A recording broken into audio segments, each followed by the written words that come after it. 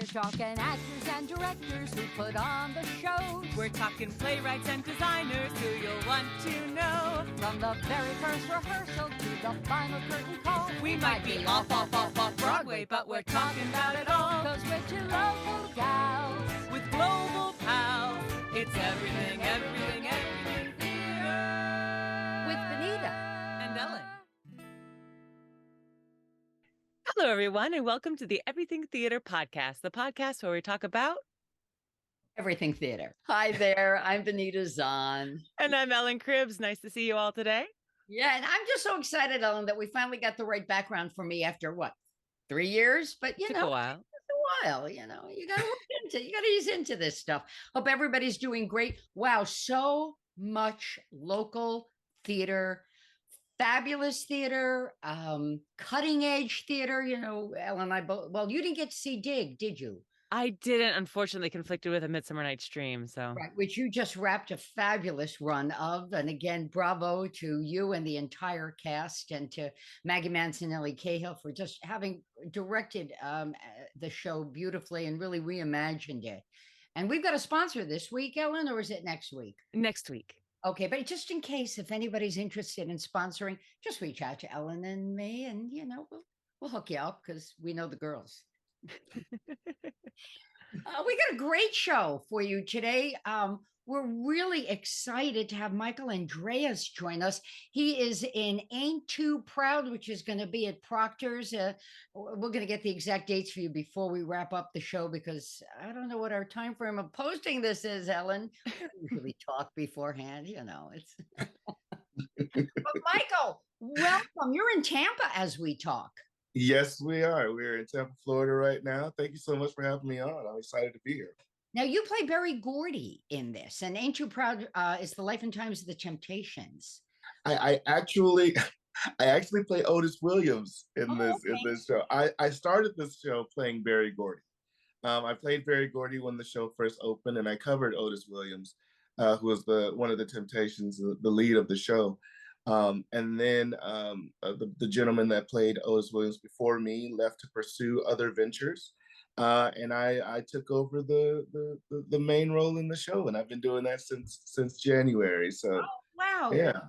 Then you know what? The first thing that hits for your bio needs an update, because I saw that you were covering, though, Otis. So, and you've been on stage at one of the times that you were covering was an interesting experience in the world. Yes. We were in Buffalo, New York, when I covered Otis. It was the same day of the shooting that happened at the supermarket there. Yeah, that was a very emotional day, because we did the first show. It was a Saturday, and we did the first show. We heard that there was a shooting during the show. Then between shows, we kind of learned that Black people were actually being targeted in the shooting. So then we went back and did the show again that evening, and it was just, the unfortunate thing about being on the road right now is that we've been in proximity to so many events like that. We had just left Nashville when the shooting happened at that Christian school. We were just arriving in what was it, Louisville, when the shooting happened at that bank. So yeah, it's a little bit scary, but then also part of us is really thankful that we are able to provide some healing and some hope and some restoration in those areas when those things happen. So we don't enjoy it, obviously, but we're also really grateful that we get to be part of the healing process, which was the case for sure in Buffalo. We've had people. We actually had one of the families that was supposed to attend the show that night, wasn't able to, came out to Detroit to see us when we were out there. Flew their family out and got them tickets to see the show, and that's all they could talk about was how much of an impact we made on the community when that tragedy happened there. So that was a long day, to say the least. It's so cathartic, though. As you said, being able to bring that joy and hope to the community. That's amazing. Yeah, especially with a show like this, because so many people love the Temptations music, and I think a lot of people come, for the music. Um, but we tell such a great story in the midst of it. The rise and fall of these men, and the rise again. In some of the instances, they just went through so much as a group. So being able to tell that story like in a way that people can relate to and maybe see themselves in some of these men and these characters, and realize that just because you're in a super group in a label that's like killing it, doesn't mean that you don't experience life, and doesn't mean that you don't have issues and problems that you might have to overcome. And so that's the part of the show that I love the most, is just being able to tell such a relatable story. um, and especially when you're going through things, and like some of these communities are, it's great to have this to fall back on. So The power yeah. of art that so many people don't recognize, Yeah. and the thread that it weaves for communities and how it uplifts communities. For you, Michael, a good gig is a good gig. And you've done, you've got a fabulous voice. You've been Cole House Walker in Ragtime, and that's a show, if someone hasn't seen it, and the Cole House role, that just puts you back on your heels and catches your breath. And Absolutely. and still speaks to today so very much. Hmm. Maybe more Hmm. so than the authors even anticipated when they wrote the show. But it's a great gig. You get to land this. But what about this show? Spoke to you initially and does now. Well, I saw this show a few times before I booked it, and the thing is that everybody's just working so hard. There's so much dancing, there's so much singing, there's so much storytelling going on. The role of Otis specifically, he's the narrator of the show. He's singing. He's still part of the group. He's still singing. He's still dancing. He's still acting with the compatriots. But then it's also telling the story to the audience in the midst of it, and the fact that all of those elements come together in a way that still is cohesive and understandable and relatable, and you can see the energy and the love of the people on the stage that are performing it, even back when I wasn't a part of it. But now to be in the midst of it, and to be in the middle of that brotherhood with these gentlemen that I get to perform with 8 shows a week. Everybody, we love each other, and the way that it all comes together is really great. Um, and then, like I said, I've never really, you know, I hate to use the term jukebox musical. We don't like to call ourselves a jukebox musical. Uh, Broadway musical is what we like to refer ourselves as, because, and I think the thing that separated it for me was just the book. The book that Dominique Morisseau wrote for this show. Uh, I felt was incredible since the first time I saw it. I'm still, even though I'm saying most of the words now, I'm still just as in love with this book as I was when I first started this show. Um, because, like I said, she tells the story in such a unique way, that really brings the audience in and makes everybody feel like uh, they're one of the Temptations for a little while. You get to feel like you're a part of the show. You don't often get that experience in theater. There's also, oftentimes there's that fourth wall that we're all taught to honor and respect. Um, but I'm really grateful that I get the chance to break it, which you don't get to do very often, and talk directly to them and get response from them. And there's some call and response, sometimes a little too much response. You gotta be like, well, once you open that door, you can't always close it. But I love it, and I love the fact that we get to engage with this show in a way that I've never really gotten to do before, especially in my own position. That I get to actually talk to people, and and convey a story in a way that's very, very uplifting, but it's real. These men didn't just it would have been real easy to just put a bunch of Temptation songs on the stage and, you know, let people dance in their seats for a couple of hours and call it a day. But they wanted to tell the whole story, you know, and that story includes, you know, racism. It includes drug abuse. It includes some alcoholism and domestic, you know, situations, and you know, and Otis Williams, who is the wrote the book that the show is based off of. He wanted it all out there. Like, he didn't want to hold anything back. He didn't want to just focus on the good parts. He wanted to, you know, to know everything that it took to get them to the level that they originally got to. And that's really one of the themes of the show, is like, was it worth it? Like, is the sacrifice worth the levels that you can attain in this business? And we don't answer the question. We just ask it and leave it up to you to decide whether it is or it is not. But yeah, that's a really long answer for, for a short Wonderful, question. complete answer. What do you think, Michael? Was it I'm worth? sorry. What do you think? Oh no, I can't give my answer because then it influences your answer. No, I can't. I can't. I have an answer, but I have to keep it. I have to keep it in here. Otherwise, you know, that I tilt the story in the favor of the direction I want it to go, and I'd rather you make your own So conclusions. maybe we make a deal, because the run is the 23rd to the 28th of May at Proctor's. And I can guarantee you the audience is going to talk back to you. I mean, I was not even in the house, and Well, I'm we've going had to a be little. there with you. We opened in well, we didn't. We had our tech in Schenectady, so we did a invited dress with them, and they were great. Like, we had some people from the community come in, and yeah, it was really exciting, and we're excited. I know I myself am excited because uh, Schenectady and then Hartford are the two closest places will be to New York City.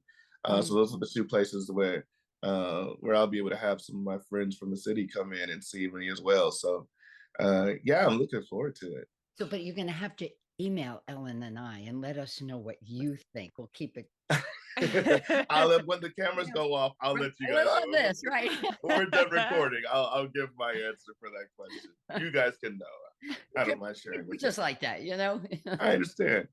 And I guess that if it's not giving away too much of a spoiler, I think of, other shows like this, you've got, Beautiful, Carole King, you got Jersey Boys, and Frankie Valli, and audiences always walk away going, wow, I didn't know that about that person or that group or whatever. Beautiful, Mhm. I was like, I didn't know Carole King wrote half of those songs. What is if what is the audience takeaway from Ain't Too Proud, where the audiences go, I had no idea about the Temptations? Well, there's a lot of things. One of the things that people comment on a lot, and this won't be giving away too much, maybe a little bit, but not too bad.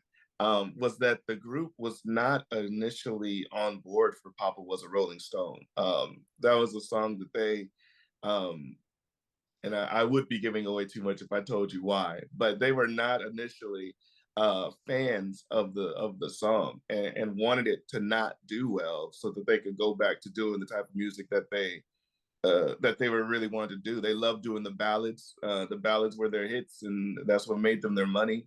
And this was not that. So yeah, they weren't really fans. They weren't on board for Papa Was a Rolling Stone until it came out, and sold 2 million copies, and they got some earned Grammys from it, and then they were okay with it.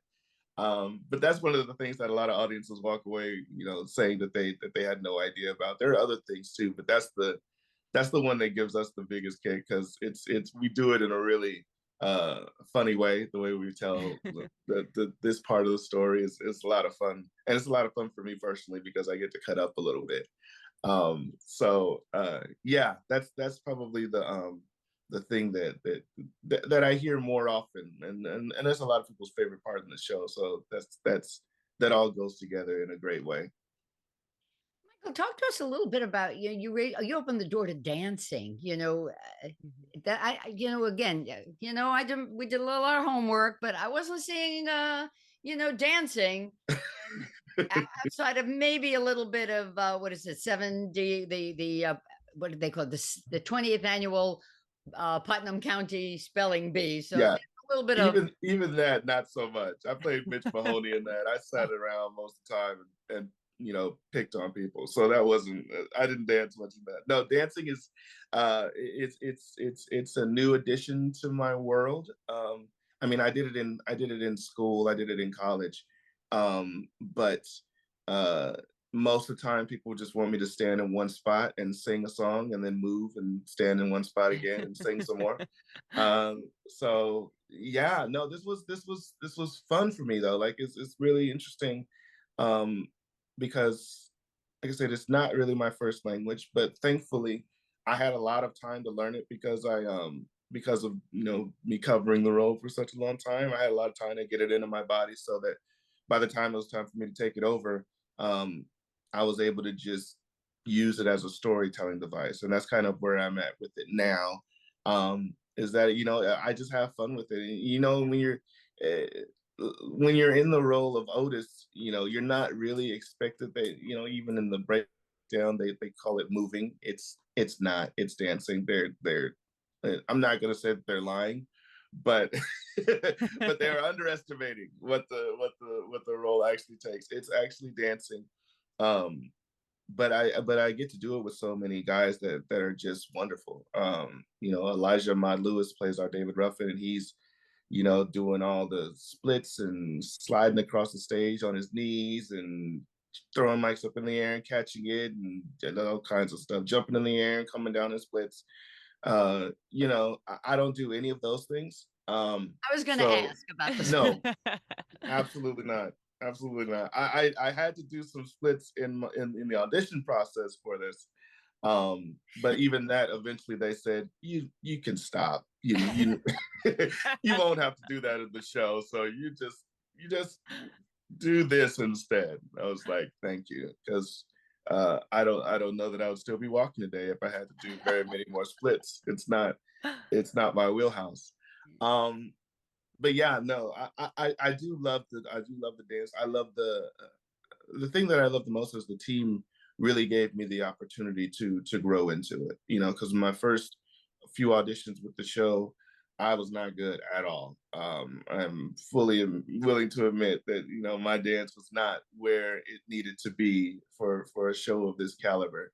But the team, specifically Edgar Godino, who is our associate choreographer, um, was very patient with me and just helped me through. I auditioned for this show for like 2 years or something like that before I eventually got onto the tour. Between the Broadway and the tours, I had auditioned for a couple of years. Um, and I just kept working on it. I would go home and I would work on the audition material and come back a little stronger and get some more tips and go work on it some more. I can now I'm at the point now where I can do just about anything if I have a little bit of time to just because I'll go home and I'll drill it and I will because I refuse to be the worst one in the room. It's So a really yeah. important thing you just, shared because Ellen and I have heard this, and so have our audience from other performers who have been on Broadway or landed, a tour that they wanted. That first, it doesn't happen the first time necessarily, and you've got to have the perseverance and the desire and then Mhm. know where to go and how to make yourself the shining star they want to hire. And Absolutely. you know how do you get to that? Where do you go? Because it hurts, right? They go, sorry Charlie, it's that tuna commercial, right? Yeah, I think for me the thing is that as long as they're one thing I know that Broadway does not do is waste its time. So as long as they're bringing me back, then they're seeing something in me that means that when the time is right, when the place is right, when it's the right set of circumstances, they're gonna find somewhere to put me in there.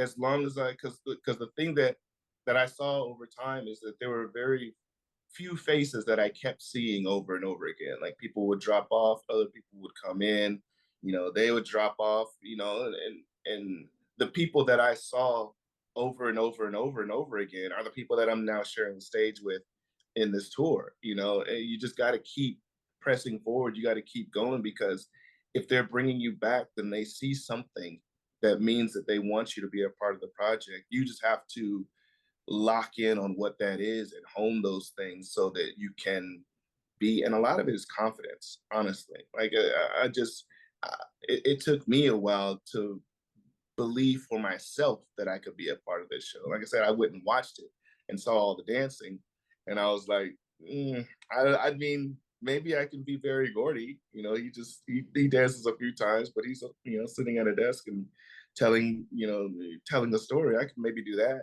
but I didn't fully believe in my own abilities to do it. And I think that that's something that even shows in an audition room. If you're not all the way believing in yourself and what you can do, then you're not really giving anybody any reason to invest in you.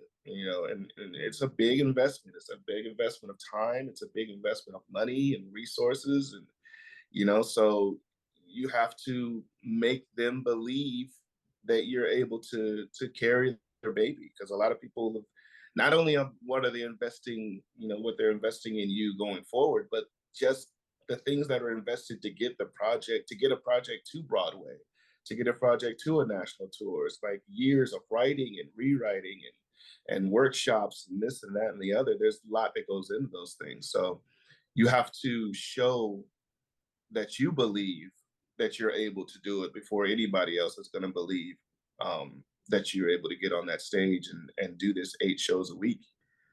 So yeah, that was a journey for me for sure. I learned a lot about myself through the auditioning for this show, and I learned a lot about the business and just the business of auditioning, because it's a totally different. Auditioning is not the same thing as performing. It's a totally different beast. But yeah, I always look at it, or try. I don't always. That's not true. Sometimes I'm like, oh, I really wish I'd gotten that. Of course I do. I mean, you don't audition for something unless you want it for one reason or another. So yes, I get disappointed, but as long as they bring me back, then I know that I did something resonated with them, and I just have to lock in on what that is and amplify it and cut all the things away that don't really make sense for what the character is that they're trying to bring forth. So yeah. So, Michael, if you do an audition and you think, oh, it wasn't my best, and you get called in again, or maybe even more confusingly, you walked away thinking, I did a great job. I really felt good about that audition, but then you don't get it and you get called back. What's your process of like how to change or tweak the next time you're called in? The good thing is that a lot of times they're really good about giving you notes in the room. And so I try to, as soon as I leave the room, I try to write all that stuff down. Write down the things that, giving away all my secrets now. Write down the things that made sense, and and really it's just over time, especially over a couple of years of auditioning with this. There were things that they kept saying about Otis, telling me who he was and what he and what his goals were, in this. Um, and it wasn't that I didn't get it; it's just that I don't think that I was really um, as focused on the things that I should have been as I was.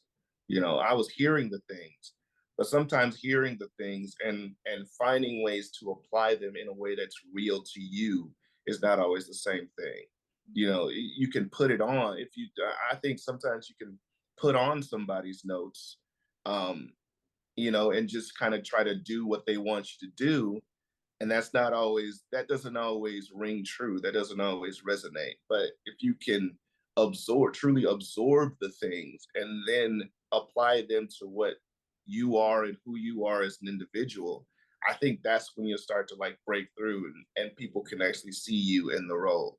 I think so many times I went into auditions thinking that I'm way down here, and casting and everybody else is way up here, and instead of thinking that we're all collaborating, we're all trying to make this thing work. We're all trying to make this project go, and they need what I bring to it just as much as I need what they bring to it. And so, they're trying to hire me. They're not necessarily hiring the character. They're hiring what I can bring to the character. And so, yeah, I don't remember the question. I hope I answered it. Definitely. Okay, good. Well, and really undergirding all this, what I'm hearing is if you don't get it, it's not personal. Mm, You Mhm. know, no, there's it's a business. It's a business, and there are times when I thought I bombed an audition, um, and got it just because I was right. You know, a lot of times you're right for something before you even open your mouth. Like you are right, or I don't even say right or wrong, but you're what the casting envisioned when you walk in the room. Mhm. Sometimes you don't have to, and there's nothing that you can do to lose that role. It's yours. And then there's times where you can walk in and you're not it, but maybe you show something, that then makes you what the casting envisioned, and then you're in the role. And sometimes you just walk in and you can sing every note right, you can do every step right, um and you're just not the one. And that's not something that you can, if you take it personally, you will not survive. Like it's not a personal thing. Everybody, the thing that I've learned and try to carry with me in every room is that everybody on the other side of that table wants you to do well. Like they want you to succeed. Because if you do great, you're making their job easier. Like so they want so they want you to do well. They want you to they want you to kill it. So if you go in there and do all of the things and it's still not yours, then there's nothing you can really do about it. It's not anybody, taking any personal attack at you. And it's almost never, if you get called back, especially, it's almost never a no. That's almost always a just not right now. It's almost never, if you get called back for something, then like I said, they see something. And so if they're seeing it, then it means that they want that thing. It just might not be what they need for this project, but it'll be what they need for something down the road, as long as you keep at it and keep strengthening those things inside yourself. Now, currently, you are hopping around every week. You're in a different city. Can you tell us a little bit about your experience of performing on the road? It's a lot. It is a lot. I wake up some mornings and don't remember exactly where I am. I have to take a second and get myself centered. You even asked me earlier where I was, and I had to think about it for a second because I haven't been awake that long. Yeah, no, it is a lot.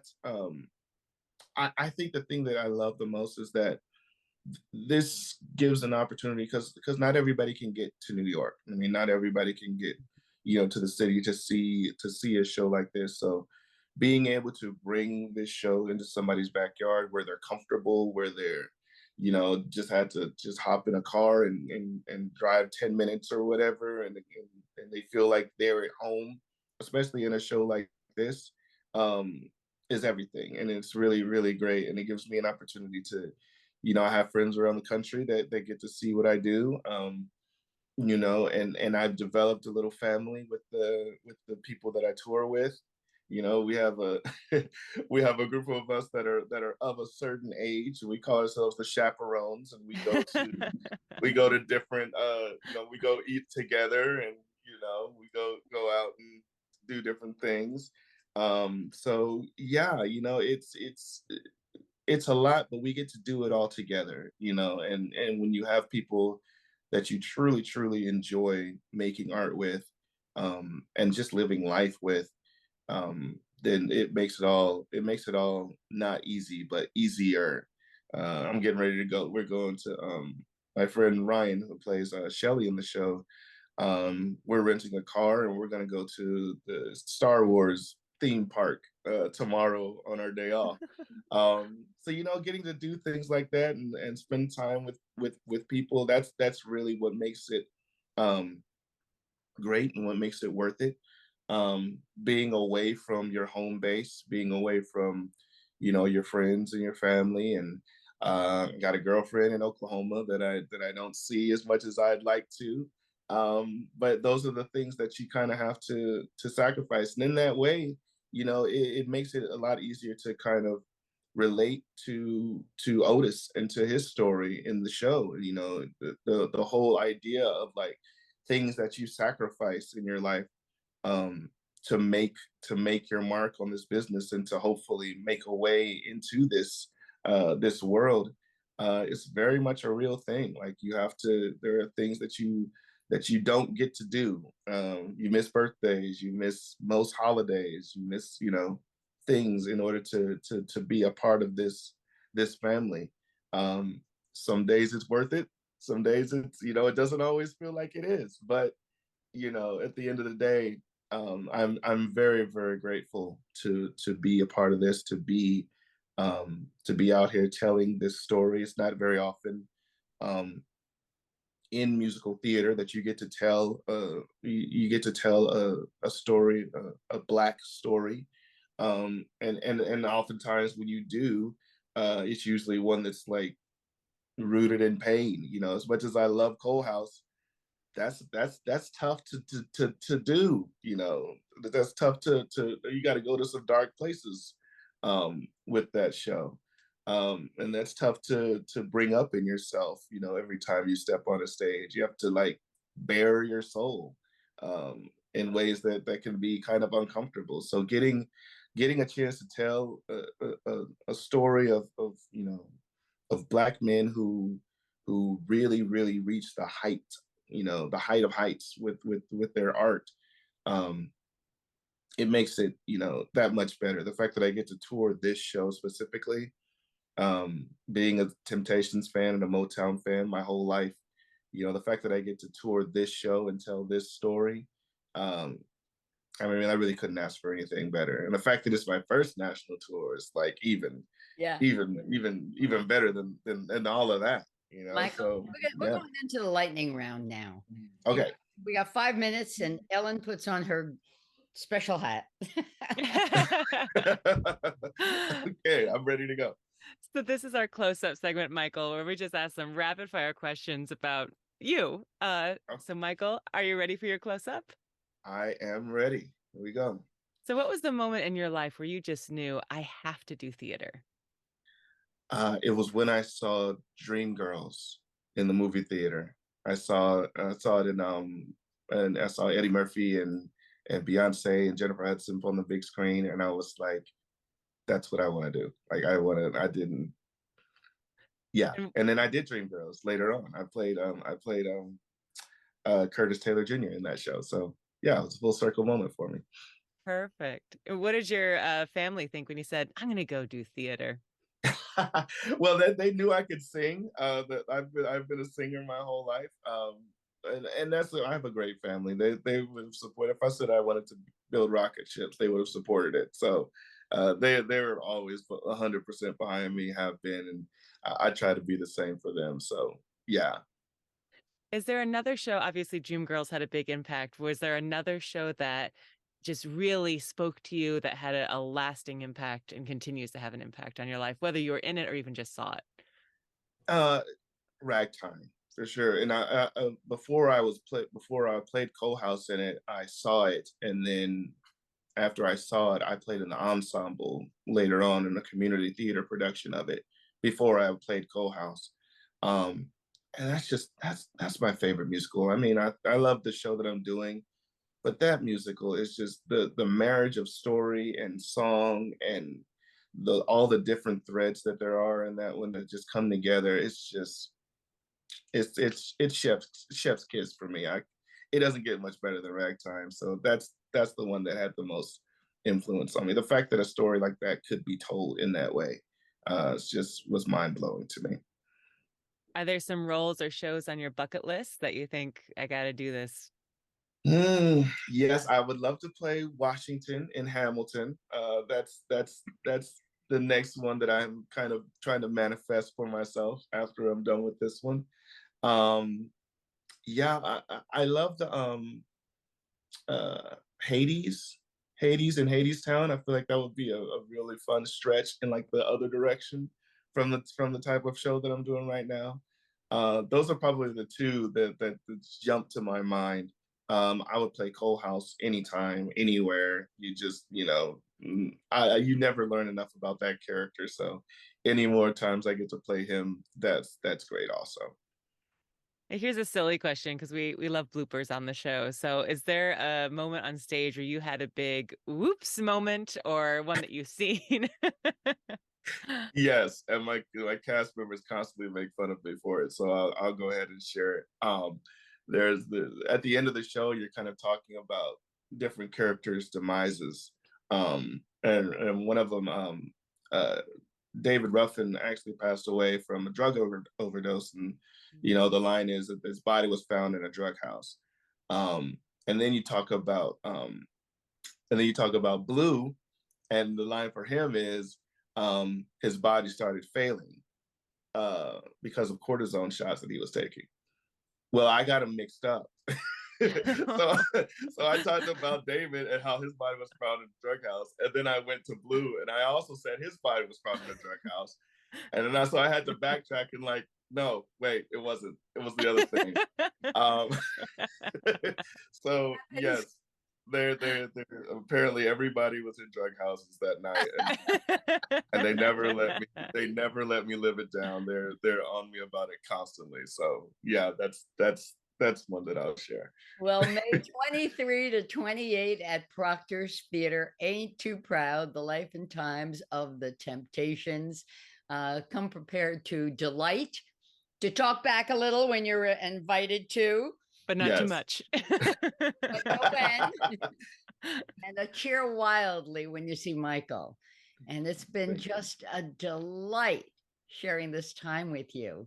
No, thank you. Thank you so much for having me. I'm looking forward to hearing the episode. Absolutely. And we can't wait to see you on stage in Schenectady. Yeah. For our listeners, everyone, thank you for tuning in. I'm Ellen Cribbs. And I'm Benita Zahn. Buy your tickets. We'll see you next time.